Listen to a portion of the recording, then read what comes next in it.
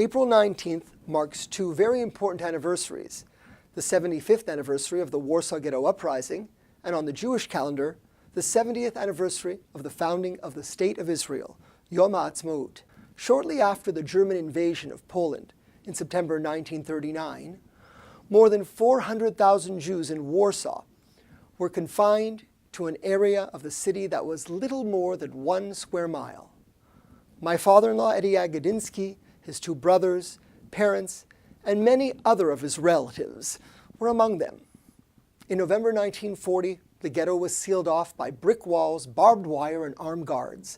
The Nazis controlled how much food was let in. Disease and starvation killed thousands each month. In July 1942, Nazi Germany ordered the transport of the Jews to extermination camps. They were told they were being taken to labor camps. 2 months later, 265,000 people had been sent to extermination camps. Only about 60,000 Jews remained in the Warsaw Ghetto. En avril-mai 1943, les Juifs du ghetto de Varsovie organisaient un soulèvement suite à des rumeurs selon lesquelles les nazis voulaient déporter ceux qui restaient des habitants du ghetto vers le centre de mise à mort de Treblinka. On April 19, 1943, the Nazis sent in tanks and artillery to destroy the ghetto and everyone in it. The Jews fought back in a month of fighting in what came to be called the Warsaw Ghetto Uprising. It inspired other revolts and extermination camps and ghettos throughout Germany and Eastern Europe. 7,000 Jews perished during the uprising, while nearly 50,000 others who survived were sent to extermination or labor camps. La même année, les habitants se soulevèrent contre les Allemands dans les ghettos de Vilnius, Białystok et bien d'autres. Ils se révoltaient pour l'honneur des Juifs et pour venger le massacre de tant d'entre eux. It's hard to believe that 5 years after the Warsaw Ghetto Uprising, an independent state was founded, Israel, where Jews would be able to defend themselves if need be, and where any Jew from any country around the world would always have a safe haven. 25 years ago, I traveled with my father-in-law, Eddie Jagodyński, to Poland to commemorate the 50th anniversary of the Warsaw Ghetto Uprising. Together with my wife, mother-in-law, and mother, Eddie showed us the places he hid and tried to explain how he managed to survive. The last time Eddie Jagodyński walked through the courtyard in this part of Warsaw, he was desperate, hiding from the Nazis. When I opened this door, I moved out the bar. I also opened the next door. He's never been back until now, but the terrors of the Warsaw Ghetto, the memories of running from place to place, are still raw. I had the feeling that I'm a hunted animal. I wasn't supposed to be alive. Everyone in his family was killed by the Nazis. His wife, daughter, and son-in-law still can't believe he survived.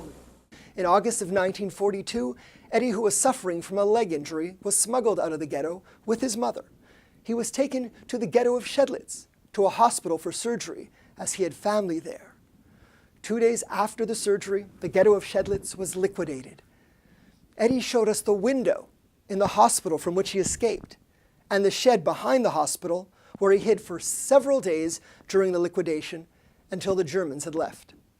In December of 1942, his brother came searching for him and informed him that their father had been taken to Majdanek concentration camp where he was killed.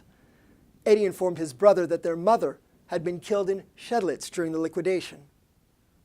On Christmas Eve of 1942, the two brothers, dressed as Christians, took the train back to Warsaw and re-entered the ghetto. While both of Eddie's brothers were eventually killed in the ghetto, Eddie survived the uprising, found false papers, which he used to live outside the ghetto, and eventually returned to the ruins of the ghetto, where he was saved from certain death by a man who carried him to a bunker where for the last 3 months of the war, he was nursed back to health and was liberated. As the sole survivor of his family, he came to Canada and eventually, like so many others, ended up in Côte Saint-Luc. Thinking of Eddie's story and so many other survivors makes the celebration of the 70th anniversary of the founding of the State of Israel all the more special.